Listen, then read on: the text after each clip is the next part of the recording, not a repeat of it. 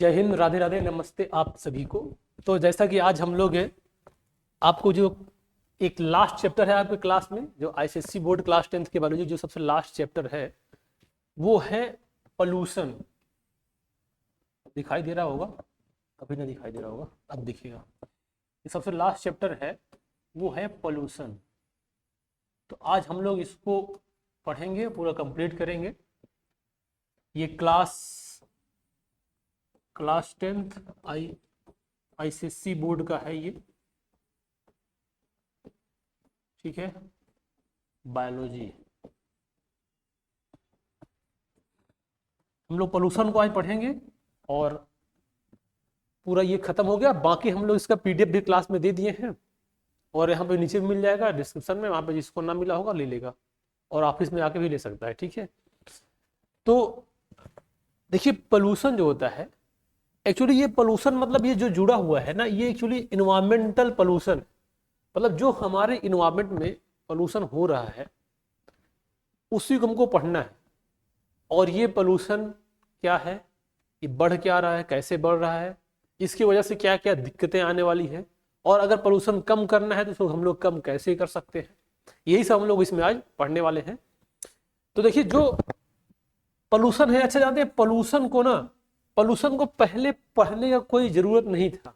बहुत पहले अगर हम लोग बात करेंगे तो पोल्यूशन को पढ़ने की कोई जरूरत नहीं थी और पढ़ा भी नहीं था, ना पोल्यूशन ना इन्वायरमेंट ही नहीं पढ़ते थे।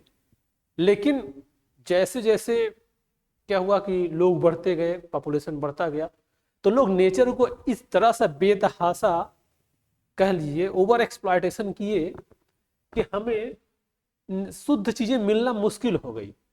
तो इसलिए फिर मेरी मजबूरी हुई कि हम लोगों को पोल्यूशन पढ़ना पड़ गया। बात समझ में आ गई? तो पहले तो लोग दिमाग ही नहीं रहता ना कि ये क्या है, ऑक्सीजन क्या है, कहाँ से आता है, हमें क्या मतलब, बस हमको सांस मिल रही है, हम सांस ले रहे हैं, जो कुछ निकाल रहे हैं पता नहीं क्या निकाल रहे हैं, हमें जो कुछ है सब अच्छा ही है। वो तो अब पता चला जबकि सांस लेने में दिक्कत होने लग गई। अब जाके दिल्ली में देखिए, दिल्ली का पोल्यूशन इसमें बहुत बढ़ा हुआ है। और जब वहाँ पे पोल्यूशन बढ़ा है ना, तो लोग शायद वहाँ कहते हैं कि एक नॉर्मल स्थान में जितना दिन भर में अगर कोई 7 सिगरेट पी लेगा तो उतना वहाँ बिना पिए ही सब लोग नशे में रहते हैं, मतलब पोल्यूशन की वजह से, वो पोल्यूशन की वजह से। तो आप समझ सकते हैं कि इतना कितना ज्यादा पोल्यूशन हो चुका है अब, और उसको हमको पढ़ने की जरूरत पड़ गई। तो हम लोग आज इसी को पढ़ेंगे कि पोल्यूशन ये कैसे बढ़ रहा है। ओबियस सी बात है, जो पोल्यूशन बढ़ रहा है ना, उसका मेन कारण तो पॉपुलेशन का बढ़ना है। अगर पॉपुलेशन बढ़ेगा तो पोल्यूशन बढ़ेगा, क्योंकि चीजों का यूज ज्यादा होगा, जो नेचुरल चीज यूज होगा। लोग इसको जैसे कि प्लांट की बात करें तो लोग प्लांट पौधे लगाते कम है, यूज ज्यादा करते हैं, है ना। आप देखे होंगे कि एक सिस्टम चल रहा है जो अर्बनाइजेशन का, मतलब कि अपना घर छोड़ के चलो शहर में बस जाओ, अपना बिगहा भर घर छोड़ के जाके शहर के खोली में रहते हैं लोग, और वहां बड़े बड़े टावर बनाए जाते हैं, बिल्डिंग नहीं, टावर बनते हैं। तो जो टावर बन रहे हैं, उस टावर में क्या करेंगे, जहां जंगल वंगल रहेगा बेचारा वहां काटेंगे, प्लाटिंग करेंगे, घर बनाएंगे, लंबा सा बिल्डिंग खड़ा कर देंगे, और आसपास के पेड़ काट के बढ़िया सा लाइट लगा देंगे, कंक्रीट का पूरा मेंटेन कर देंगे, और ऊपर जाएंगे गमले में मनी प्लांट लगाएंगे और फोटो खींच के भेज देंगे, सोशल पे अपलोड कर देंगे, बोल देंगे सेव इन्वायरमेंट। तो ऐसे हो रहा है, तो पोल्यूशन कैसे कंट्रोल होगा, है ना। तो खैर यही हम लोग सब पढ़ेंगे पोल्यूशन में, कि पोल्यूशन क्या है, ये कैसे कंट्रोल करते हैं, और अगर पोल्यूशन ज्यादा होगा तो क्या दिक्कत होगा। आपको आइडिया ना होगा, आप इस तरह से भी समझ सकते हैं कि जब कोई आदमी, पोल्यूशन मतलब इन्वायरमेंट हम लोग को क्या क्या चीज देता है, सब कुछ हमें इन्वायरमेंट से तो मिलता है, पेड़ पौधों से मिलता है, नेचर से मिलता है। ऑक्सीजन भी हमें नेचर से मिलता है, मतलब प्लांट से मिलता है, ऑक्सीजन हमें प्लांट ही देता है। अब इसकी कीमत कितना है, आप ऐसे सोच सकते हैं कि अगर आप जब कभी ऐसे बीमार हो जाए कि आपको वेंटिलेशन की जरूरत पड़ जाए, और आप जाइए, आपको हॉस्पिटल में बोल देंगे एक सिलेंडर खत्म होगा तो इतना रुपए लगेगा। मान लीजिए मोटा मोटा कि अगर आपको एक सिलेंडर ऑक्सीजन 4 दिन लग रहा है, मतलब आप बीमार हो गए हैं और 4 दिन में एक सिलेंडर पूरा ऑक्सीजन लग रहा है, तो अगर इसका कीमत मान लीजिए 400 रुपए है, तो अब 4 दिन का 400 रुपए मोटा मोटा ये लग रहा है। अगर हो सकता है इससे भी ज्यादा महंगा हो, तो ये जो ये जो इसका जो हम लोग कीमत दे रहे हैं, इससे थोड़ा सा आइडिया लग सकता है कि हमें नेचर कितना चीजें फ्री में देता है और हम उसको बचाते नहीं, उसको हास करते जा रहे हैं, मतलब उसको डिस्ट्रॉय करते चले जा रहे हैं। तो वही है, वो जो डिस्ट्रॉय हो रहा है वही पोल्यूशन है, वही हम लोगों को पढ़ना है। तो इन्वायरमेंट पोल्यूशन में क्या पढ़ेंगे पहले, तो आपको यहाँ पे ये पीडीएफ आपको क्लास में हम दे दिए थे, जिसको ना मिला होगा वो ले लेगा ऑफिस में आके, है ना। और थोड़ा देखते हैं पोल्यूशन होता क्या है। तो पोल्यूशन का मतलब क्या होता है कि जो हमारे इन्वायरमेंट की, जो हमारा इन्वायरमेंट नेचुरल इन्वायरमेंट है, अगर उस इन्वायरमेंट में कोई ऐसी चीज ऐड कर दी जाए जो इन्वायरमेंट के लिए हार्मफुल है, या कोई ऐसी चीज यूज वहां से निकाल लिया जाए जो इन्वायरमेंट के लिए यूजफुल था। इन्वायरमेंट में हम लोग भी आएंगे, तो मतलब ध्यान समझिए, जो अगर कोई ऐसी चीज जो हम इन्वायरमेंट में ऐड कर देंगे जो हम लोग के लिए नुकसानदायी है, मतलब हार्मफुल है, या नेचर से हम वो चीज निकाल लेंगे जो हम लोग के लिए यूजफुल था, अगर उसको ये पोल्यूशन होता है तो उसको बोलते हैं पोल्यूशन हो गया है। इसलिए देखिए पानी में, या तो पानी में कंटामिनेटेड वाटर हो जाए, मतलब कोई गंदगी मिला दी जाए तो पानी पॉल्यूट हो जाएगा, या उसकी जो ऑक्सीजन है पानी की वो निकाल लीजिए, जरूरी चीजें हैं वो निकाल लिया तो भी पॉल्यूटेड हो जाएगा। तो मतलब दोनों कंडीशन में पोल्यूशन हो सकता है, होता है। इट इज द, अब देखो, it is the addition of any substance in the environment which is contribute to the deterioration और contamination of the environment making the less favourable for organism, जो कि ऑर्गेनिज्म के लिए बिल्कुल भी फेवरेबल नहीं रहेगा। जैसे अगर एयर में या तो यहां से ऑक्सीजन निकाल लो, अब वो हवा हमारे लिए सांस लेने लायक नहीं रहेगी, अब वो हवा पॉल्यूटेड मानी जाएगी, या तो इसमें इतना ज्यादा कंटामिनेट, दूसरी कोई एयर जो हम लोग सांस लेने में यूज नहीं करते हैं, अगर कोई दूसरी हवा डाल दो तो भी क्या कहलाएगा, पॉल्यूटेड एयर हो जाएगा। तो ये हो गया। अब देखिए यहां पे एक वर्ड लिखा है पॉल्यूटेंट, तो जो पॉल्यूटेंट, जो पोल्यूशन कॉज करने वाले सब्सटेंस है उसी को बोलते हैं पॉल्यूटेंट। जैसे कार्बन डाइऑक्साइड है, अगर एयर में ज्यादा रहेगा तो हमें पोल्यूशन कॉज करेगा, उसको हम लोग तो कार्बन डाइऑक्साइड क्या कहलाएगा, पॉल्यूटेंट कहलाएगा, है ना। अब यहां पे थोड़ा सा देखते हैं नेचर ऑफ पॉल्यूटेंट्स, जो पॉल्यूटेंट्स के नेचर कैसे होते हैं। जो एनवायरमेंट में आप फेंकते हैं अनाप शनाप, जो कुछ भी पाए सब फेंक दिए, नाली में फेंक दिए, पानी में फेंक दिए, नदी में फेंक दिए, तो वो सब हम लोग का पॉल्यूटेंट्स कहलाएगा। और देखिए ये दो टाइप का होता है, ये भी इंपॉर्टेंट है, बहुत बार आया है और आएगा भी, आगे भी बोर्ड में आने की संभावना है कि बायोडिग्रेडेबल पॉल्यूटेंट और नॉन बायोडिग्रेडेबल पॉल्यूटेंट क्या होते हैं। देखिए एक यहाँ पे लिखा है बायोडिग्रेडेबल का मतलब होता है दीज पॉल्यूटेंट और organic matter and can be decomposed by the activity of the micro organism. मतलब सीधा यही होता है कि अगर कोई ऐसा पॉल्यूटेंट है या कोई ऐसा चीज आप इन्वायरमेंट में फेंक रहे हैं जो कि वो आसानी से माइक्रो ऑर्गेनिज्म द्वारा डिग्रेडेट होकर सॉइल में कन्वर्ट हो जाएगा, तो ऐसे को हम लोग बोलते हैं वो बायोडिग्रेडेबल।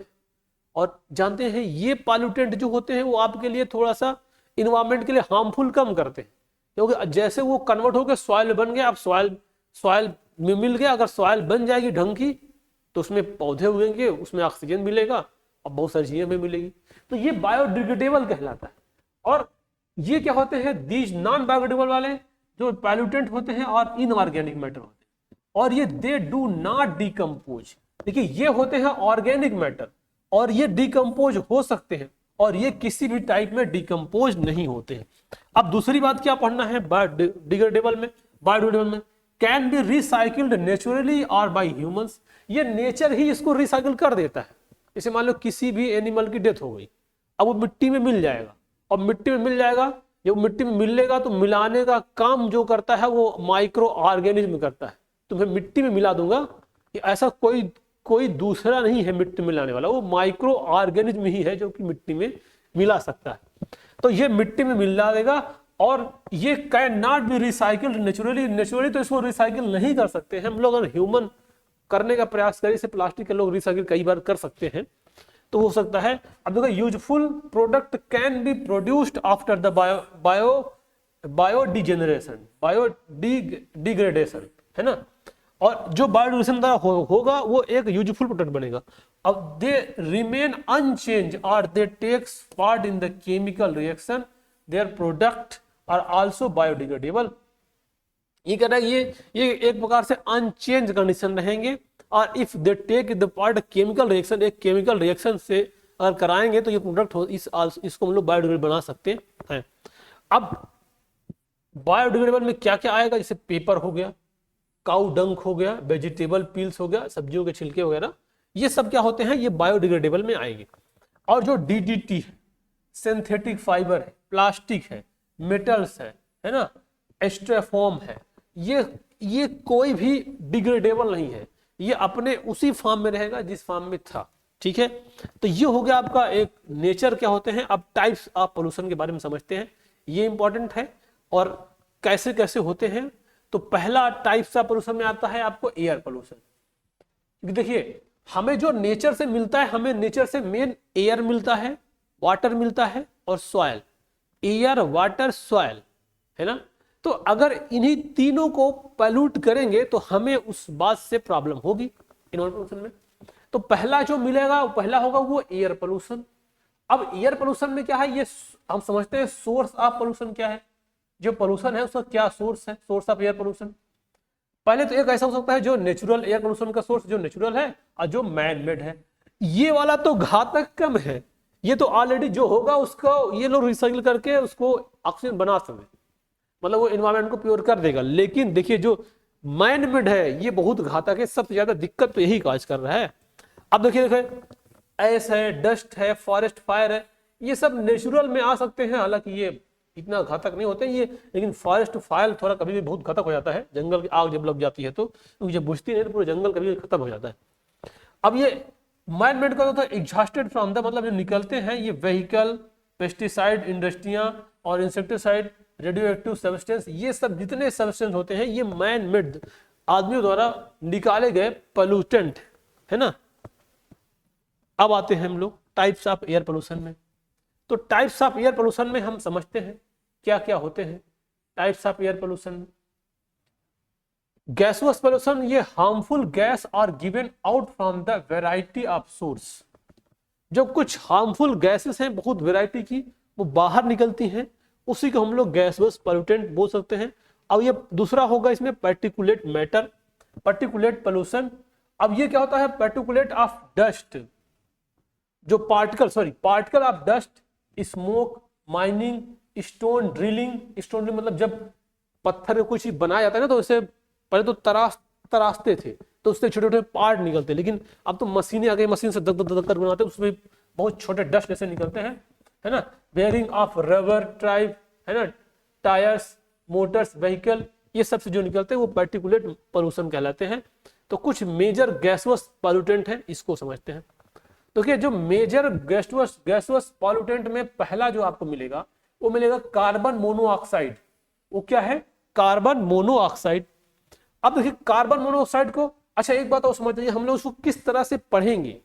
इसको हम लोग ऐसे पढ़ेंगे कि जो क्या सोर्स ऑफ पॉल्यूटेंट है वो क्या है और वो कहां से निकलते हैं और उसका क्या ह्यूमन पे उसका क्या इफेक्ट होने वाला है। उसका हार्मफुल इफेक्ट ह्यूमन में चाहे कहिए, मोस्टली ह्यूमन पे ही कहेंगे क्योंकि हम लोग सब कुछ अपने लिए तो कर रहे हैं ना। तो ह्यूमन पे क्या इफेक्ट होने वाला है और कुल मिलाकर नेचर पे भी इसका इफेक्ट पड़ेगा। तो नेचर पे क्या इफेक्ट है और ह्यूमन पे क्या इफेक्ट है वो हम लोग इसको समझेंगे। तो देखिए हार्मफुल इफेक्ट बात करें, हाँ पहले इसका सोर्स क्या है, ये exhaust from the vehicles and burning from the waste dry leaves and domestic and industrial wastage. इन सब से जो चीज निकलता है वो कार्बन मोनोऑक्साइड है।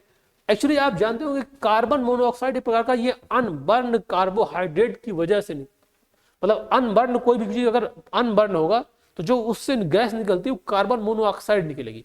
अगर पूरी तरह से बर्न हो जाएगा तो उससे CO2 निकलेगा, और अगर अनबर्न रहेगा तो क्या निकलेगा, कार्बन मोनोऑक्साइड निकलेगा। अब देखिए ये जो होता है इसका क्या हार्मफुल इफेक्ट होता है।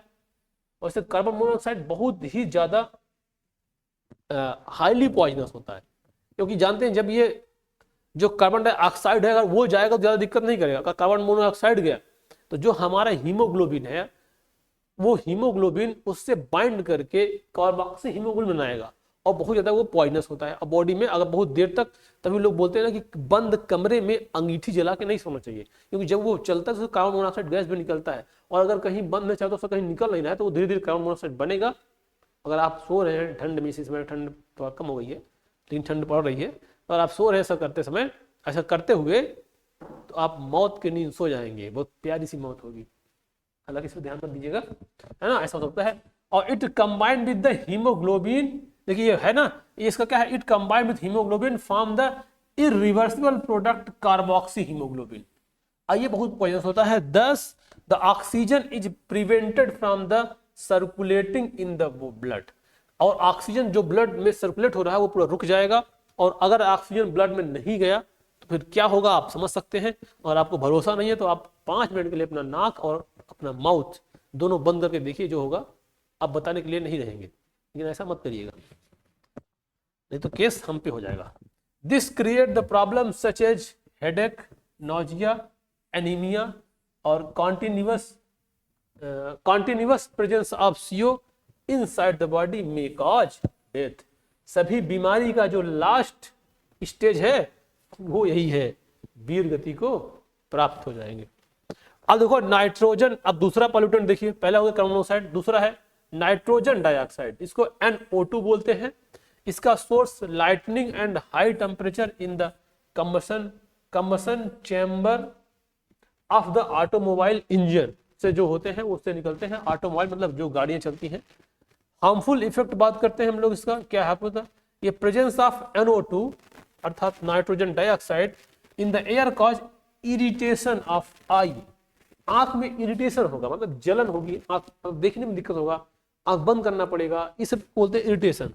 और ये कॉज द एसिड रेन, सबसे बड़ा जो इसका इफेक्ट है वो है एसिड रेन का। और एसिड रेन का मतलब होता है अम्लीय वर्षा। अगर ये एसिड रेन जहां पे हो गई, जिस जमीन पे हो गई, जिस धरा पे हो गई, तो उससे क्या होता है, वो कुछ दिन के मतलब कुछ दिन बाद वो जमीन बंजर हो जाती है, मतलब इनफर्टाइल हो जाती है। मतलब उसमें अगर कुछ भी हम लोग लगाएंगे तो वो ग्रोथ नहीं करेगा, मतलब होगा ही नहीं, ग्रोथ क्या करेगा, है ना। तो उसको हम लोग एसिड रेन बोल सकते हैं। अब देखिए अगला आएगा, तीसरा नंबर आएगा, ये है सल्फर डाइऑक्साइड, या इसी को SO2 बोलते हैं, एंड सल्फर ट्राइऑक्साइड या SO3 बोलते हैं। ये दोनों भी जो मेजर एयर पॉल्यूटेंट है, इसका सोर्स देखो, ये fossil fuel and heating sulphide ores in excess air. ये जो हमारे फॉसिल फ्यूल है, अब फॉसिल फ्यूल क्या है, जो हमारे डीजल, पेट्रोल, कैरोसिन, है ना, ये सब होते हैं, इस हमारे फॉसिल फ्यूल ही तो हैं, कोयला। तो जब ये जलेगा तो इनके जलने से ये सल्फर डाइऑक्साइड अर्थात SO2 और सल्फर ट्राइऑक्साइड अर्थात SO3 ये सब भी निकलते हैं। और इसके हार्मफुल इफेक्ट देखिए क्या होगा, ये हार्मफुल इफेक्ट फ्रॉम स्मॉग और high concentration cause the severe lung element and even death. और अगर ज्यादा कंसंट्रेशन बढ़ेगा तो लास्ट में क्या होगा, डेथ ही होना है। हाइड्रोजन सल्फाइड की बात करते हैं, जिसको H2S बोलते हैं। अब ये चौथा नंबर है मेजर गैस से क्या, ये होता है हाइड्रोजन सल्फाइड। इसका सोर्स क्या होता है, देखिए ये burning of coal, petrol refinery, volcanic eruption, ये सबसे ज्वालामुखी वगैरह से, मतलब ज्वालामुखी, इन सब चीजों से ये चीज निकलता है। इसका हार्मफुल इफेक्ट क्या होता है, ये cause nausea, sore throat and irritation of the eye, ये देखने को मिलता है। बस समझ आ गए, हमारे भी आई में इरिटेशन होने लग गया, कहीं H2S तो नहीं आ गया। चलिए अब देखते हैं इफेक्ट ऑफ एयर पोल्यूशन। थोड़ा सा इस बात को ध्यान देते हैं कि जो एयर पोल्यूशन से क्या क्या इफेक्ट देखने को मिलेगा। आप देखेंगे, आप किताबों में थोड़ा लंबा चौड़ा लिखा होगा, लेकिन आपको एग्जाम में लिखने के लिए इस तरह से बड़ा अच्छा रहेगा, इसलिए हम लोग इस तरह से काम कर रहे हैं। देखिए एसिड रेन, ऊपर आप पढ़े थे कि सल्फर डाइऑक्साइड जो होता है और नाइट्रोजन डाइऑक्साइड, ये कंबाइन करके ये moisture present in the cloud to form the sulphuric acid and nitric acid respectively. जो ये सल्फर डाइऑक्साइड है वो सल्फ्यूरिक एसिड बनाता है, नाइट्रोजन डाइऑक्साइड ये नाइट्रिक एसिड बनाता है। और ये क्या करता है, these acid fall to the ground along with the rain. ये जो क्या बोलते हैं, जहां जहां पे जिस ग्राउंड में पानी के साथ, देखो ये ऊपर जाएगा और ऊपर जाके जब बादल से कंबाइंड करेगा तो एक बनाएगा सल्फ्यूरिक एसिड और एक बनाएगा नाइट्रिक एसिड। दोनों एकदम एसिडिक है, दोनों एसिडिक होने की वजह से जब वो पानी गिरेगा तो जहां गिरेगा वो एसिड आएगा, और जहां एसिड गिरा अब उससे क्या हो जाएगी, जमीन जो हो जाएगी वो बंजर हो जाएगी, है ना, उसी को हम लोग बोलते हैं एसिड रेन। इसका इफेक्ट और भी देखने को मिला है, ये causes the corrosion of the mountains, जो बड़े बड़ी चट्टान वाली पहाड़ियां हैं उसमें कोरोजन देखने को मिला है, मतलब वो पत्थर उसके ऐसे से घिस घिस के पतले होते हैं। और ये इसका एक एग्जांपल है ताजमहल ऑफ इंडिया, इसका जो इफेक्ट है वो ताजमहल के पत्थरों पर भी देखने को मिला था, जो कि अभी इसमें बात बताया गया है। स्मोक की बात करें तो it is the heterogeneous mixture होता है ऑफ फॉग का, डस्ट का और smoke and sulphur dioxide in populated and industrial area. Winter morning are characterised by the smog, है ना, ये हो गया। और ये लेस विजिबिलिटी इन स्मॉग में lead to the road and rail accident, है ना। ये जो स्मॉग होता है मतलब धुंध जो छा जाता है ठंड में, इसकी वजह से बहुत सारे अगर दिखाई कम पड़ता है तो रोड और रेल एक्सीडेंट भी होने की खतरा ज्यादा रहता है। अब एक है green house effect and global warming, इसको थोड़ा समझते हैं, इसके मतलब क्या होगा। Green house is a small gas house है, glass house, sorry, green house में स्मॉल ग्लास हाउस है। The glass panels allow the sunlight enter but do not allow the heat to the escape। ये कह रहा है कि जो gas panel है, जैसे मान लीजिए हम यहाँ पे एक गैस पैनल बना दें ऐसे, तो यहाँ पे जो कुछ भी आ रहा है वो इसके अंदर तो जा रहा है, लेकिन जब इसके अंदर हीट प्रोड्यूस हो रही है तो वो हीट इससे बाहर निकल नहीं पाएगी। तो इस वजह से इसके अंदर बहुत ज्यादा गर्मी प्रोड्यूस हो जाएगी, और वो जो गर्मी प्रोड्यूस हो रही है उसी गर्मी को ही बोला जाता है ग्रीन हाउस, और वो ग्रीन हाउस गैस है। और इसी वजह से मतलब जब यहाँ गर्मी होगी तो ये this help the growing of the plant in the greenhouses करेगा। और certain gases specially CO2, methane, nitric oxide and nitrous oxide in air in the atmosphere act as the greenhouse gases, ये बात हो गया। अब देखिए there increase the accumulation of atmosphere prevent the escape of the heat and warmth in the air। जब ये बढ़ जाएगा तो इन्वायरमेंट में ये बाहर ऊपर नहीं निकल पाएगा और वहीं पे बढ़ जाएगा। और ये overall rise in CO2 has lead to greater retention in the solar radiation in the atmosphere causing global warming.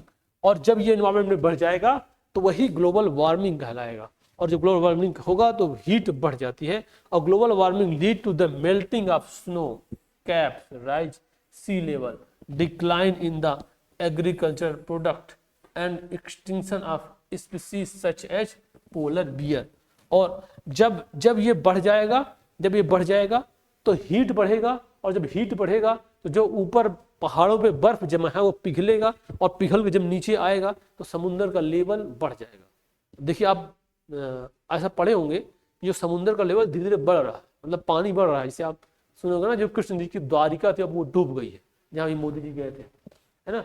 अब अगला आएगा ओजोन डिप्लेशन, इसको थोड़ा समझते हैं। ओजोन डिप्लेशन मतलब जानते हैं जो हमारा इन्वायरमेंट है अर्थात जो हमारी धरती है, इसके जैसे मान लीजिए यहाँ पे हमारा अर्थ लेवल है, इसके ऊपर एक गैसवस के फॉर्म की एक कवरिंग है, ऐसा बहुत दूर, ऐसा नहीं कोई छतरी उड़ाया हुआ है, ये पूरा गैस भरा हुआ है। तो ये गैसवस कवरिंग है कि इससे कोई चीज इसमें ना आने पाए। और जो सन, क्योंकि जब सनलाइट से बहुत सारी चीजें आती हैं तो उसमें जरूरी नहीं कि हर चीज हमेशा काम की होती है, कुछ ऐसा होता है जो हमारे काम का नहीं है। तो जब वो हमारे सन पे अर्थ पे आ जाएगा तो उससे दिक्कत होगा। तो ये जो ग्रीन हाउस क्या बोलते हैं, ये जो ओजोन की लेयर है, ये इसको वहीं पर रोक देती है।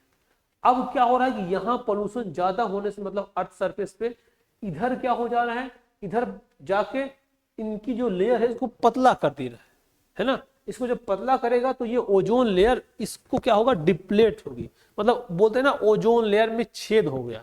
तो ऐसा कोई छेद नहीं कोई हो जाएगा, वहां पे होल नहीं कर दिया है कि पूरा होल कर दिया वहां भाग भाग निकल रहा है, बस ये पतला होगा। जब लेयर पतला हो गया तो वहां ऊपर की जो सनलाइट से जो आने वाली हार्मफुल इफेक्ट है वो भी हमारे यहाँ पे आ जाएगी अर्थ पे। तो अब अगर वो आएगी तो हमें दिक्कत होगा। तो ये वही बात है, ये कह रहा है। अब ये ओजोन डिप्लेशन क्या ओजोन ऑब्जर्व इन द जो अब ये जो होती है वो अल्ट्रावायलेट रे को ऑब्जर्व करती है the sun and protect life from their harmful effect. और ये कंपाउंड सच एज क्लोरोफ्लोरोकार्बन, ये किससे बनी होती है? Chlorofluorocarbon deplete ozone. जो कंपाउंड जो क्लोरोफ्लोरोकार्बन होता है वो मेन ओजोन लेयर को डिप्लेट करने में हेल्प करता है। और reduce the amount of ozone can not prevent the entry of ultraviolet. अगर क्या बोलते हैं ओजोन लेयर अगर क्या बोलते हैं डिप्लेस हो गई, मतलब कम हो गई है, तो वो ओजोन जो अल्ट्रावायलेट रे की एंट्री है उसको रोक नहीं पाएगा। और जो रोक नहीं पाएगा तो हमारे वो अल्ट्रावायलेट रे हमारे अर्थ पे आएगा और जहां जहां पड़ेगा अल्ट्रावायलेट रे बहुत ज्यादा म्यूटाजन है, मतलब वो म्यूटेशन काज करता है, मतलब उसका जीन में चेंजेस कर देगा। तो जिसके ऊपर अल्ट्रावायलेट रे पड़ेगा हो सकता है उसको कुछ ना कुछ जीन चेंज हो जाए, है ना। तो ये देखने मिलता है ozone depletion lead to the sunburn, skin cancer and mutation. ये sunburn, skin cancer and mutation ये चीज देखने को मिलता है। 16 September is the celebrating at the international ozone day, याद रखिएगा 16 सितंबर को ओजोन डे मनाया जाता है। अब हेल्थ प्रॉब्लम क्या होगी पोल्यूशन की वजह से? अगर oxide of nitrogen and sulphur है, अगर ये है तो इसकी वजह से हमें आई में इरिटेशन होगा। ये हाइड्रोजन सल्फाइड है तो इससे रिस्पायरेटरी डिसऑर्डर होगा, ब्रोंकाइटिस और अस्थमा देखने को मिलेगा। और ये पार्टिकुलेट मैटर है तो उससे हमें क्या मिलेगा? अस्थमा। कार्बन मोनोऑक्साइड है, कार्बन मोनोऑक्साइड से इससे क्या होगा? ये हेडेक होगा, डिजीनेस, नोजिया और ये decrease oxygen carrying capacity of the blood ये होगा। और हैवी मेटल जो हम लोग के लिए हैवी मेटल है, जैसे हम लोग के लिए कुछ मेटल जरूरत पड़ती है जैसे आयरन, लेकिन अगर ज्यादा हैवी मेटल अब हमारे बॉडी के अंदर जाएगा तो हमारे लीवर को इन्फेक्ट करेगा, किडनी को, ब्रेन डैमेज कर सकता है और एबनॉर्मल फर्टिलिटी ऑन प्रेगनेंसी पे भी इसका इफेक्ट पड़ेगा। अब देखो रेडियो एक्टिव पॉल्यूटेंट जो होते हैं उसकी वजह से हमें देखने को मिलता है एनीमिया, एनीमिया मतलब ब्लड की कमी।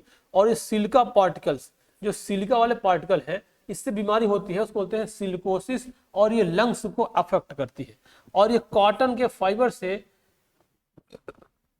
बेसिनोसिस, जिसको क्रोनिक कफ, ब्रोंकाइटिस, एम्फाइसेमा और डिस्ट्रॉयड द लंग्स टिश्यू, ये सारी चीज बीमारी होती है कॉटन के फाइबर से। कॉटन फाइबर मतलब जहां पे कॉटन का कारोबार होता है, मतलब कॉटन की चीज बनाई जाती है। देखिए कॉटन बहुत पतला निकलता है उसके फाइबर्स, अब पतला जब निकल कर अगर नाक में घुस गया, अगर नाक में गया तो फिर यही दिक्कत देखने को करता है। और ये एस्बेस्टस पार्टिकल्स जो होते हैं, ये एस्बेस्टस में respiratory tract inflammation which can lead to the cancer कर सकता है। और ये coal particles black lungs destroy lungs leading to death. ये जो लंग्स होता है वो लास्ट में अगर ज्यादा बढ़ जाएगा तो फिर डेथ होगा। अंडर द यूरो कहिए या Bharat title, certain norms have been laid down the emission of level given out by all the automobiles. Government ने एक लीगलाइज संस्था है, मतलब किया यूरो नाम से या भारत नाम से टाइटल दिया उसको। तो गवर्नमेंट ने बोला कि आप इस लेवल के वाहन चलेंगे तो उसमें बहुत सारे एयर पोल्यूशन से बचने के लिए बहुत सारे इंस्ट्रूमेंट लगे होते हैं कि अगर वो इंस्ट्रूमेंट आप नहीं लगवाएंगे तो आपको वो गाड़ी अलॉट नहीं की जाएगी। जैसे पहले BH1 था, 2, 3, 4, 5, 6, इसमें BS6 चल रहा है। मतलब इतना हाई एडवांस है कि उसमें से जो एयर निकलता है, मतलब उससे जो धुआं निकलता है, वो धुआं में ऐसा डिवाइस लगाई है कि वो पोल्यूशन कॉज कम करेगा, है ना। आजकल देखो आप गाड़ी में धुआं इतना निकलता नहीं है। जब कोई गाड़ी खराब हो जाए, मोबाइल उठाने लग जाए तो अलग बात है ना, बाकी ऐसी चीजों में निकलता नहीं। अब देखते हैं आगे, ये जो है वाटर पोल्यूशन क्या होता है। अब पहला हो गया देखिए एयर पोल्यूशन, अब हम दूसरा समझते हैं वाटर पोल्यूशन। अब water pollution is any change in water quality which is make the unsuitable for use by the humans and by the other living organism.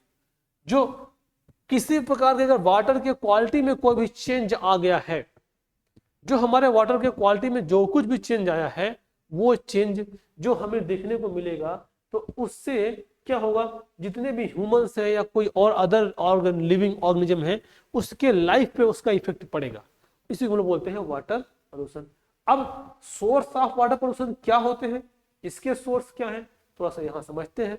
यहाँ पे देखिए सोर्स ऑफ वाटर पोल्यूशन में ये आपको डायग्राम दिखाई दे रहा होगा, ये डायग्राम देखिए ध्यान से, ये पहले तो जो वाटर का पोल्यूशन कहाँ से होता है, देखिए वाटर का पोल्यूट हम ही लोग करते हैं। अब क्या सोचते हैं, पहले है हाउस होल्ड डिटर्जेंट, जो हम लोग कपड़ा वपड़ा साफ करते हैं, हाथ धुलते हैं, या घर के जो किचन में यूज होता है, सारा पानी बेसिन में डाले, बेसिन से नाले में गया, नाले से नदी में मिल गया, हमारा वाटर क्या हो गया, पोल्यूट हो गया। अब उसको देखा सीवेज, जो घर का सीवेज है, गंदा नाला, वो सब भी क्या होता है, सोर्स है।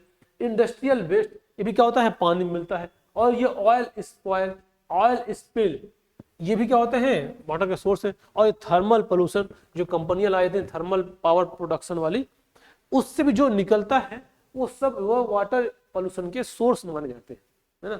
अब इफेक्ट ऑफ वाटर पोल्यूशन, ये थोड़ा समझते हैं कि जब वाटर पोल्यूशन होगा तो क्या इफेक्ट देखने को मिलेगा, है ना। क्योंकि हम लोग की बात हुई थी ना कि हम लोग किस लेवल पढ़ेंगे, क्या होता है, वो सोर्स क्या है, कहाँ से ज्यादा निकलता है, और उसका ह्यूमन पे यानी बॉडी पे क्या इफेक्ट देखने को मिलेगा।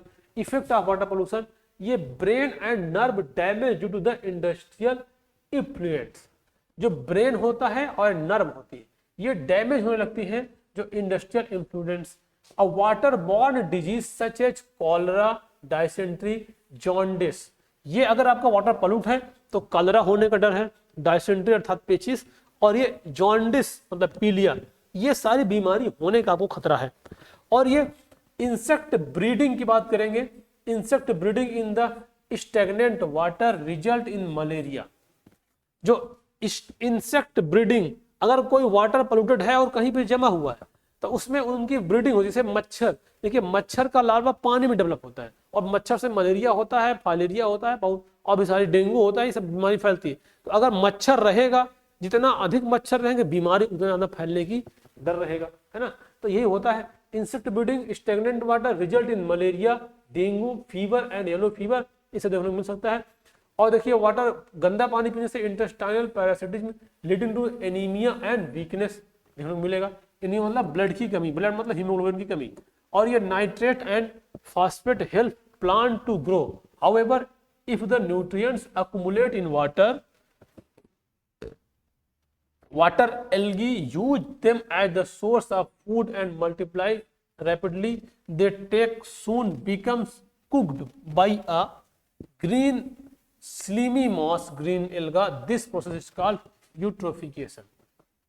ये कह रहा है, जो यूट्रोफिकेशन होता है, ये कह रहा है नाइट्रेट एंड फास्फोट जो हेल्प प्लांट के हेल्प ग्रो करने में हेल्प करते हैं, अगर ये न्यूट्रिएंट्स एक्युमुलेट हो जाए वाटर में, अगर ये वाटर में एक्युमुलेट हो जाए, बहुत ज्यादा ग्रोथ करने लग जाए, तो ये soon becomes cooked by the green slimy moss, green algae, और इस प्रोसेस पूरे को बोलते हैं यूट्रोफिकेशन। और अगला है the process by which harmful and toxic substance enter the food chain get concentrated in the body of living organism at each successive trophic level is called biomagnification. जो ट्रॉफिक लेवल होता है, trophic level जो होता है, trophic level first, इसको बोलते हैं prime producer, फिर कंज्यूमर में primary consumer, secondary consumer, tertiary consumer, ये आएगा। तो उसके जो होते हैं ये को बोलते हैं, जो उनका कंसंट्रेशन बढ़ता है उसको बोलते हैं बायोमैग्निफिकेशन। अब आएगा सॉयल पोल्यूशन। देखिए ये हो गया, हम लोग पढ़े क्या, एयर पोल्यूशन, और क्या पढ़े, वाटर पोल्यूशन। अब हम लोग क्या पढ़ेंगे, सॉयल पोल्यूशन। तो सॉयल पोल्यूशन जो होता है, ये contamination of soil by pollutant which reduce the air productivity is called soil pollution. जो एक कुछ ऐसा कंटामिनेटेड सॉयल है, मतलब सॉयल में कुछ ऐसी चीज मिल गई है जो हमारे सॉयल के प्रोडक्टिविटी को कम करती है, जो सॉयल के प्रोडक्टिविटी को कम करती है, उसी को हम लोग सॉयल पोल्यूशन बोलेंगे। जैसे देखिए अभी एसिड ड्रेन होगा तो वहां का पॉल्यूटेंट क्या हो जाएगा, कम हो जाएगा, सॉरी फर्टिलिटी क्या हो जाएगी, वहां की कम हो जाएगी, और वहां पे प्रोडक्शन ग्रोथ कम होगा। जब फसल नहीं होगी तो उसको हम लोग बोलते हैं वो सॉयल कंटामिनेटेड हो गई है। अब देखिए सोर्स, सोर्स क्या है, सॉयल पॉल्यूटेंट के क्या क्या सोर्स, पोल्यूशन क्या क्या सोर्स होते हैं। यहाँ देखिए सॉयल में पोल्यूशन कहाँ कहाँ से आएगा, ये देखिए सोर्स है। और देखिए पहला है केमिकल रेसिड्यू फ्लाई एश, है ना, जो फ्लाई एश जो होती है, जो राख होती है, जो उसको केमिकल रेसिड्यू है, वो भी सॉइल पोल्यूट करते हैं। और प्लास्टिक बैग, डोमेस्टिक वेस्टेज, जो प्लास्टिक के थैले लोग ले गए ऐसे फेंक दिए नाली में, अब वो नाली में बह गया, नदियों में गया, नदियों से खेतों में गया, और खेतों में पूरा सॉइल में पन्नी पन्नी भर गया है प्लास्टिक, अब वो मिट्टी मिल गया, अब पॉल्यूट करेगा, उसमें कोई भी चीज का ग्रोथ नहीं होने वाला है। और देखो केमिकल फर्टिलाइजर, कुछ कंपनियां जहां पे केमिकल फर्टिलाइजर बनने से यूरिया, डीएपी, फास्फोरस, बहुत सारे फर्टिलाइजर आते हैं, उनका यूज जब लोग खेती बाड़ी में करते हैं तो वो खेतों में छिड़काव करते हैं और धीरे धीरे मिट्टी में इकट्ठा होता रहता है और अब बहुत ज्यादा बढ़ जाता है, तो उस वजह से भी वाटर क्या होता है, पॉल्यूट हो जाता है। और ये biomedical waste such as syringe, जो हॉस्पिटल में जो बायोमेडिकल वेस्ट है, सिरिंज ही नहीं, बहुत सारे प्लास्टिक के यूज, ये ग्लव्स है ना, और ये पीपी किट जो कोरोना में रहता था, बहुत सारी चीज जो चीज यूज करते हैं फिर उसको यूज करने फेंक दिए, अगर ऐसे बाहर फेंक देते हैं तो उससे ज्यादा इन्वायरमेंट पोल्यूशन का होता है, तो वो बायोमेडिसिनल वेस्ट और सिरिंज कह सकते हैं हम लोग। और पेस्टिसाइड जो कि एक प्रकार का पेस्ट को मारने का केमिकल है जिसको डीडीटी बोलते हैं, ये पेस्टिसाइड, ये भी वाटर के पोल्यूशन में हेल्प करता है, इसकी वजह से वाटर पोल्यूशन होता है। ठीक बात है, समझ में सबको आ रहा होगा। अब देखिए आगे चलते हैं, सॉइल पोल्यूशन था, ये वाटर बोल दीजिए सॉइल। अब when soil loses its plant cover, it become exposed to wind and rain, it get blown or washed away rapidly, this condition is known as soil erosion। यहाँ पे एक लिखा है soil erosion, जो soil होती है वो loses its plant cover, जो जैसे मान लीजिए जहां पे पेड़ पौधे ज्यादा होते हैं, तो पेड़ पौधे ज्यादा हैं तो उनकी जड़ें भी होंगी, और जो वो जड़ है वो जड़ मिट्टियों को पकड़ पकड़ के रखता है कि अगर पानी बहेगा तो मिट्टी उसके साथ में बह नहीं जाएगी, वो पानी अगर बहेगा तो उसके साथ मिट्टी नहीं बहेगी, वो जड़ की वजह से मिट्टी रुकी हुई है। और अगर वहां प्लांट नहीं होगा या जड़ नहीं होगी, रूट नहीं होगा, तो जब पानी आएगा तो पूरी मिट्टी को बहा कर ले जाएगा और वहां पे एक नाली जैसे रील बना देगा, फिर वो छोटे छोटे नाले बनेंगे, फिर बड़े नाले बनेंगे, फिर नदी बन जाएगी। तो इसको बोलते हैं जो हो रहा है ये होता है सॉइल इरोजन, है ना। तो ये वही बात इसमें लिखा है, ये becomes exposed in the wind, और ये सॉइल इरोजन पानी से हो सकता है, अगर बारिश ज्यादा हुआ पानी बहेगा तो वो सॉइल इरोजन होगा। जो हवा चलती है, जो धूल, जैसे मिट्टी सूख गई है और हवा खूब तेज चल रही है, तो जो छोटे छोटे मिट्टी के पार्टिकल्स और धूल बोलेंगे वो उड़ के दूसरे तरफ चले जाते हैं, तो इससे भी हमारी सॉइल क्या हो रही है, इरोड हो रही है। तो इसको हम लोग सॉइल इरोजन हम लोग इसको बोल सकते हैं, है ना। अब ये हो सकता है, अब सॉइल इफेक्ट, सॉइल पोल्यूशन के क्या इफेक्ट है उसको समझते हैं। अब देखिए soil pollution mainly lower the soil fertility, अगर सॉइल का पोल्यूशन हो गया है, मिट्टी जो होता है वो अगर पॉल्यूटेड हो गई है, मेरे देश की मिट्टी अगर पॉल्यूटेड हो गई है, तो उसको हम लोग वो क्या बोलते हैं, उसकी वजह से स्लो फर्टिलिटी, जो फर्टिलिटी है वो एकदम स्लो हो जाएगी, है ना। और fertiliser and pesticide use many enter the food chain which can cause the tremendous harm to the organism to each trophic organism to each trophic level। और जितने भी ट्रॉपिक लेवल हैं, पेस्टिसाइड यूज करने से वो फूड के अंदर चला गया और फूड चेन में चला गया, और उस वजह से अब देखा जैसे मान ऐसे जो फर्टिलाइजर मार्केट में आते हैं उसको ले गए, हमने डाल दिया उसमें खेतों में, अब खेत में क्या है मिट्टी, अब वो खड़ा गया मिट्टी में, और उस मिट्टी से फर्टिलाइजर एब्जॉर्ब हो गया प्लांट में, और वो प्लांट में चला गया फूड में, मतलब हम लोग के धान गेहूं में आ गया और हम लोग उसको खाएंगे, तो वो प्रकार से फूड चेन में एंट्री कर गया केमिकल, अब वो केमिकल फूड चेन में चल रहा है, तो उस केमिकल की वजह से हमें जो प्रॉब्लम आएगी तो वो भी प्रॉब्लम तो हो सकता है ना सॉइल पोल्यूशन में से, तो वो भी इससे इफेक्ट होगा। अब एक है रेडियो एक्टिव पोल्यूशन, ये इसको समझते हैं, यही शायद ये लास्ट है, ये भी थोड़ा लेकिन इंपॉर्टेंट है। रेडियो सोल्यूशन क्या है, देखिए रेडियो एक्टिव पोल्यूशन क्या है, जो radiation is a form of energy consisting of high energy particle, जो हाई रेडिएशन होते हैं, जो high energy consisting of high energy particle के हैं, इससे जो रेडिएशन रिलीज होते हैं उसकी वजह से पोल्यूशन कॉज होता है। अब वो पोल्यूशन देखिए कैसे होता है, ये source of radio active pollution, जैसे कि बहुत सारे रे हैं, जैसे एक्स रे, न्यूक्लियर वेस्ट और न्यूक्लियर एक्सप्लोसिव, इस वजह से ये रेडियो एक्टिव पोल्यूशन कहलाते हैं। और ये आप इसके टाइप को बोलते हैं, तो ये देखिए इंपॉर्टेंट है, टाइप्स ऑफ रेडिएशन, ये अल्फा रेडिएशन, बीटा रेडिएशन और गामा रेडिएशन। अल्फा को ये penetrate the surface of skin, ये स्किन के सरफेस को पेनिट्रेट कर देगा। और beta radiation usually emit during the nuclear test, जब न्यूक्लियर टेस्ट होता है तो वो बीटा रेडिएशन निकलता है, be are more penetrating the strength than alpha radiation, उससे ज्यादा पेनिट्रेट कर सकता है, मतलब उससे ज्यादा हार्मफुल होता है बीटा रेडिएशन। और gamma radiation use the treatment of cancer, ये कैंसर ट्रीटमेंट यूज करता है। और ये penetrating the power is the strongest, यानी सबसे ज्यादा गामा रेडिएशन इफेक्ट करता है, सबसे ज्यादा पावर जो होता है पेनिट्रेट करने का वो गामा का होता है, फिर उसके बाद बीटा का होता है, फिर अल्फा का होता है। तो ये गामा रेडिएशन से ये कैंसर का ट्रीटमेंट भी किया जाता है। Effect of radio active pollution से क्या इफेक्ट होगा ये देखते हैं। रेडियो एक्टिव पोल्यूशन से ये ray harmful to the living organism, ये लिविंग ऑर्गेनिज्म के लिए हार्मफुल है। और ये destroy the living tissue and blood cells, effect the functioning of the cell membrane and cell enzyme. और ये bring about the gene mutation, ये gene का म्यूटेशन भी कॉज करते हैं।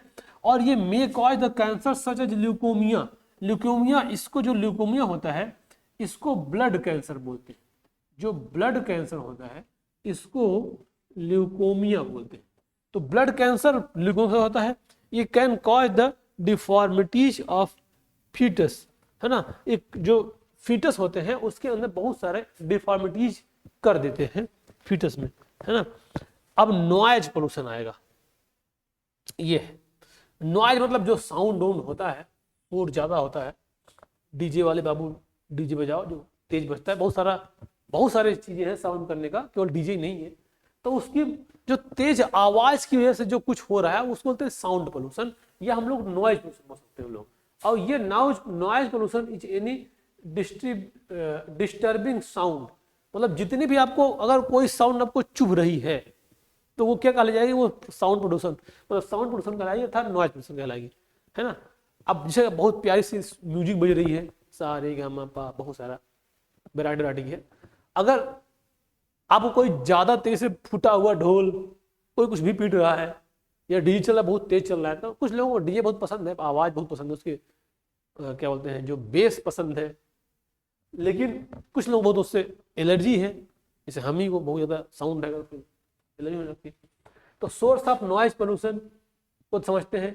देखो इंडस्ट्रियल मशीन, जहां पे इंडस्ट्री होती है उसमें जो मशीनें होती हैं वो बहुत तेज साउंड प्रोड्यूस करते हैं, बहुत तेज साउंड निकलता है, जो साउंड निकलता है उस वजह से हमें पसंद होता है। और ये कोई वर्कशॉप है, मतलब कोई काम हो रहा है वहां पे कोई अचानक से मतलब हमेशा आवाज आती रहती है, तो वो साउंड पोल्यूशन है। ये ट्रेन एंड ऑटोमोबाइल्स, ट्रेन देखिए आती है आपके पास, कोई ट्रेन पास बहुत तेज आवाज आती है, जब हॉर्न आती है और तेज आती है, तो इसका मतलब हमें इससे में दिक्कत होता है। ऑटोमोबाइल्स गाड़ियां दिन भर चलती रहती है। ये जेट एयरक्राफ्ट ये बहुत तेज बात करता है। ये लाउड कन्वर्सेशन, कोई अगर बहुत तेज आवाज में बात करे, जैसे लड़ाई झगड़ा हो गया, तेरी मेरी होने लग गया, बहुत तेज आवाज आएगी, है ना। ये sound of for radio television बज रहा है, बाजा वही डीजे वगैरह, और ये लाउड स्पीकर लगा के चिल्ला रहे हो, ये वाला जो सबका अधिकार है बोलते हैं हमको बाजा बजाने का, तो ये सब क्या होता है। और ये फायर क्रैकर, जो फायर क्रैकर होता है ये भी नॉइज पोल्यूशन का करता है। अब नॉइज पोल्यूशन से क्या इफेक्ट होता है इसको देखते हैं। इफेक्ट ऑफ नॉइज पोल्यूशन, ये prolong exposure of high डिसिबल noise damage the year and bring about the permanent hearing impairment. अगर आपको बहुत दिनों तक बहुत दिनों तक ये चीज जो हाई साउंड पे आप रहेंगे तो ऐसा हो सकता है कि जो आपको हियरिंग की कैपेसिटी है वो धीरे धीरे लॉस हो जाएगी, है। और ये noise pollution can lead to the high blood pressure high हो जाता है, इसको हाइपरटेंशन बोल सकते हैं। और ये constant headache and lack of concentration, ये आपको हेडेक देखने को मिलता है, मतलब हेडेक मतलब सर में दर्द। और ये interrupt the tough process of the resulting in the low efficiency at work, आपको काम करने की efficiency कम हो जाएगी। और ये disturb sleep which cause the irritability and nervous disorder भी होने की संभावना रहेगी। और ये measure the minimise noise pollution, a measure to minimise noise pollution को मिनिमाइज करने के लिए क्या मेजर्स हैं? Prohibited the blowing of horn on, जैसे कि मतलब अब यहाँ पे कहीं जाम लग गया, देखें अब जब पी पी पी बजाए पड़े हैं, अब बजाए पड़े मतलब देख रहे हैं कि आगे रास्ता बंद है, तो बजाने की जरूरत क्या है? जब आगे रास्ता बंद है तो जब रास्ता खुलेगा तभी तो अगला इंसान हटेगा। कुछ लोग आदत होती है कि नहीं बगल से निकलेंगे बजा देंगे, इधर जाए आगे खाली है फिर भी बजा देंगे, मतलब बजाने वाले इतने तेज हो गए हैं कि कहीं बजा देते हैं, है ना। तो बजाइए थोड़ा समझ के, कहाँ बजाने की जरूरत है। जैसे कोई कोई कैंटीन है वहाँ बजाना मना है, क्या हारन बजाना है, हारन कुछ नहीं, वहाँ हाँ बजाना मना है। यहाँ भी हम लोग एरिया कहीं आप देखते हो ना लिखा रहता है नो हार्न करके लिखा रहता है, वो साउंड बना के उसको क्रॉस किया रहता है। तो हमेशा इसे जब देखो हार्न बजाते रहते हैं, तो ऐसा नहीं होता था, इसीलिए। और कुछ लोग तो क्या कहते हैं मॉडिफाई करवा लेते हैं, जो गाड़ी वाला हार्न में वो उतना बड़ा ट्रक वाला हार्न लगवा देते हैं, ऐसे लग रहा है पीछे ट्रक वाला बेचारा भड़बड़ा के नाले वाले गिर जाएगा जो आगे वाला चल रहा है, तो ऐसे होने की संभावना रहती है। बात समझ गए ना, ये देखो मिलता है यूज ऑफ, और देखो ये क्या है, use of loud speaker should be band, इसको करना चाहिए, बैंड कर दो। Airport should be located away from the residential area, वो ऐसा होता ही है, जो एयरपोर्ट होते हैं वो रेजिडेंशियल एरिया से दूर होना चाहिए, होता भी है, लेकिन उसकी दिक्कत नहीं है, लोगों की दिक्कत है कि चलो वहीं एयरपोर्ट के पास बसो, वहां ज्यादा पास में है ना एयरपोर्ट। अब ऐसा लग रहा है जैसे सब लोग वहीं से जाएंगे अपने घर, जाने के वो नहीं है, मतलब पैसा नहीं, लेकिन फिर नहीं चलो वहीं एयरपोर्ट पर बसो, वहां प्लाट बड़ा महंगा मिलेगा, ये करो करो। तो लोगों की दिक्कत है ना, एयरपोर्ट तो दूर बनता ही है, जो रेलवे से दूर बनता है, लेकिन लोग जगह वहां बस जाते हैं, नहीं एयरपोर्ट है उसका मार्केट बढ़िया बढ़ेगा, ले लो वहीं जगह जमीन ले लो, वहीं घर बना लो, बस हो जाएगी ना। तो ये होता है। अब people should be restrain themselves from the lighting fire cracker, उसको थोड़ा सा रोकना चाहिए। अब देखो ये अमेंडमेंट ऑफ पोल्यूशन, पोल्यूशन के कुछ अमेंडमेंट है, उसको थोड़ा समझते हैं, और मतलब क्या गवर्नमेंट ने क्या एक्शन लिया, क्या कर रहा है, और जैसे कि आप बहुत पोल्यूशन करेंगे तो आपके खिलाफ ये किया जाएगा, ये ऐसे सुधार ऐसे करो ऐसे करो, ये सब में यूज ऑफ, पहले क्या अमेंडमेंट है, use of unleaded petrol and CNG in automobile. जो पेट्रोल होता है वो अनलेडेड, जिसमें लेड की मात्रा कम हो, आप उस टाइप के पेट्रोल का यूज करिए, एक हो गया। और ये installation of tall chimneys factory, all chimneys must have filter the electrostatic participator. जितनी भी केमिकल वाली बनाने वाली फैक्ट्रियां हैं, या कोई भी फैक्ट्री, यहाँ पे कुछ केमिकल ऐसे चीजें निकलता है जो कि एनवायरमेंट पॉल्यूट कर सकता है, तो आप उसको एक इलेक्ट्रोस्टैटिक प्रेसिपिटेटर से उसको प्रेसिपिटेट करके वहां पे रखो, वो बाहर एनवायरमेंट मत छोड़ो, फिर उसको आप ये तो यूज करो तो उसको कहीं अच्छे स्थान पे डिस्ट्रॉय करो, ऐसा कहता है। और ये treating industrial effluent before the discharging them into the water bodies. अब जो इंडस्ट्रियल जैसे कंपनी कहीं पे है, तो उस कंपनी में पक्का बिना पानी की तो कंपनी नहीं चलेगी, पानी का तो यूज होगा, तो जो पानी यूज करने के बाद जो आप बाहर फेंके, बाहर नाली में डालें या बाहर नदी में मिलाएं, तो नदी में जाने से पहले आप उसको ट्रीट कर दें। उसको ट्रीटमेंट करने के बाद, इसको एसटीपी बोलते हैं, सीवेज ट्रीटमेंट प्लांट, उसी टाइप का कुछ प्लांट होते हैं, उसको ट्रीट करने के बाद आप नदी में डालें, हो गया। और recycling of plastic, glasses, metal material, और incineration of the non recyclable material. जो चीजें रिसाइकिल किया सकती हैं आप उसका रिसाइकिल करिए।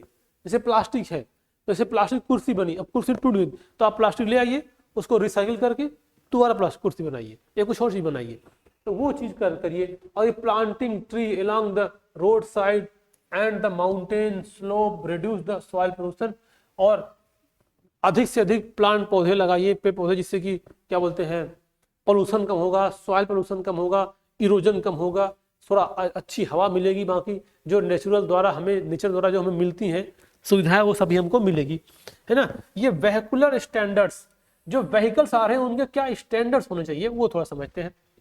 जो इंट्रोड्यूस इन 2000, ये 2000 में आया, द भारत नॉर्म्स करके, emission control standard that are based on the European regulation, इसको यूरो नॉर्म्स बोला गया। मतलब ये कहा कि जो आप लोग जो गाड़ी बनती है, क्योंकि उससे उसके धुएं से प्रदूषण होता है, तो उसके अंदर कुछ ऐसा डिवाइस लगाइए जिससे कि पोल्यूशन ज्यादा ना होने पाए, उस पोल्यूशन को रोका जा सके। और वो पोल्यूशन को जो रोका जा सकता है उसके लिए समय समय पे उसके स्टेज को चेंज कर रहे हैं। जैसे अभी आप देखेंगे it has been upgraded with BS second, BS third और BS फोर्थ नाम्स। मतलब पहले ये था तो इस समय BS फोर्थ और आ रहा है कि जो BS फोर्थ है वो ज्यादा इफेक्टिव है, मतलब इफेक्टिव मतलब कि एनवायरमेंट पोल्यूशन कम करेगा, है ना। तो इनका अब ये बोला ना कंपनी ये BS सेकेंड वाला टाइप का वर्जन नहीं बनाएगा, ये जो बनाएगा उस पे मतलब लीगल कार्रवाई होगा, जो खरीदेगा उस पर लीगल कार्रवाई होगा। जैसे गवर्नमेंट की पॉलिसी आया करते कि यार अब पुरानी गाड़ियां नहीं चलेंगी, इसीलिए चलेगी क्योंकि बहुत ज्यादा पोल्यूशन काज कर रहा है, तो अब उसको चेंज करके दूसरा लीजिए। लेकिन अब भारत के लोग, मिडिल क्लास के लोग, अब इतना पैसा तुम तो चेंज करें, जो दिक्कत है तो उसको इस समस्या गवर्नमेंट को सुनना चाहिए भाई। अब they set the limit the release the air pollutant from the equipment using internal combustion engine including the vehicles. और जो व्हीकल आप लाएं उसके अंदर ऐसा कुछ इक्विपमेंट लगा हो जो कि कंबशन को अच्छे से करे इंजन के अंदर और पोल्यूशन का हो। ये the supreme court, honourable supreme court recently ordered the only vehicle which engines complain with the BS fourth standard. Supreme court ने ये must be sold from the 1 अप्रैल 2017, ये 2017 तक की बात है, जो कि जिसमें BS फोर्थ स्टैंडर्ड का टेक्नोलॉजी है वही मतलब मार्केट में आएगा, बाकी नहीं आएगा। ये क्लीन इंडिया मूवमेंट एक है। देखिए जब मोदी जी की सरकार आई थी, मतलब 2014 की बात आई थी, तो ये स्वच्छ भारत अभियान चलाया गया। इन स्वच्छ Bharat mission led by the government of India, make India clean India, स्वच्छ भारत, है ना, बनाना है। The campaign was launched officially by the government of India on 145th birthday anniversary of the great person Mahatma Gandhi on 2nd October 2014। जब मोदी जी सरकार 2014 में आई थी तो ये जो गांधी जी की जन्मदिन होता है 2 अक्टूबर को, ये 145वां जन्मदिन था, तो वही स्वच्छ भारत मिशन करके एक ये चला गया था और उसमें कैंपेनिंग हुई थी कि अपने भारत को क्लीन करना है, भारत को स्वच्छ करना है, गंदगी हटाना है। The mission has targeted to aims like eliminating the open defecation, ये ओपन डेफिकेशन को रोकना है, open defecation, converting the insanitary toilet and into the pure flush toilet, और eradicating manuals, scavenging, complete disposal and reuse of soil liquid, ये ना, हाँ, reuse soil liquid and waste ETC। ये सब एक क्लीन इंडिया मूवमेंट के according शुरू किया गया था, है ना। तो ये था हम लोग का इन्वायरमेंटल पोल्यूशन, और ये पूरा खत्म हो गया। बहुत ज़्यादा क्रिटिकल चैप्टर नहीं है, लेकिन फिर भी जो कुछ भी है इतना है। अगर आप इतना पढ़ेंगे बाकी अपने बुक से और एक्सरसाइज वो प्रैक्टिस करेंगे तो आप अच्छा खासा इससे क्वेश्चन जब आएगा तो उसका आंसर कर सकते हैं, ठीक है। तो अब ये जो पूरा चैप्टर है बायोलॉजी का, ये सभी आपका ICSE 10th का हो चुका है द एंड, ठीक है। अब आप लोग क्या करिए, रिवीजन करिए, प्रैक्टिस करिए, और जो अभी हम लोग टेस्ट कराएंगे उस टेस्ट को आइए, टेस्ट दीजिए, उससे अपने आप पता चलेगा हम कितने पानी में हैं और कितना हम कर सकते हैं। मेन देखिए क्या है, प्रैक्टिस। आप जितना प्रैक्टिस करेंगे आप में उतना निखार आएगा, आप उतना अच्छा लिख पाएंगे, है ना। बाकी हम लोग पूरा क्लास किए, पूरा क्लास रिकॉर्डेड भी है, सब कुछ आपको मिल जाएगा, आप ढूंढ मिलने लेंगे। जो समझ नहीं आएगा हम क्लास में बताएंगे भी और डाउट भी होगा, ठीक है। तो जो टेस्ट शेड्यूल किया गया, आप टेस्ट के यहाँ से तैयारी करिए और अपना प्रैक्टिस करिए। और अभी ये चैप्टर वाइज जो हाफ सिलेबस का, फिर हाफ सिलेबस का, फिर फुल सिलेबस को 2-3 टेस्ट हम लोग मॉक टेस्ट कराएंगे, ठीक है। चलिए, ओके।